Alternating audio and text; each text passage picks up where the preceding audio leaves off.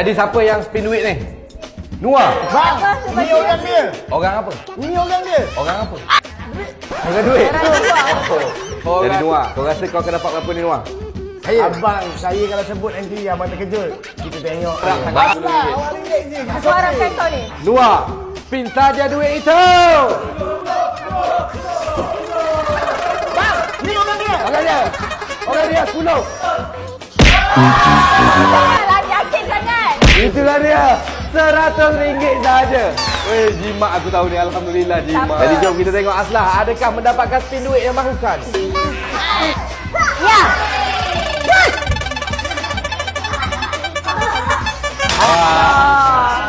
Spin again Spin again. Takut.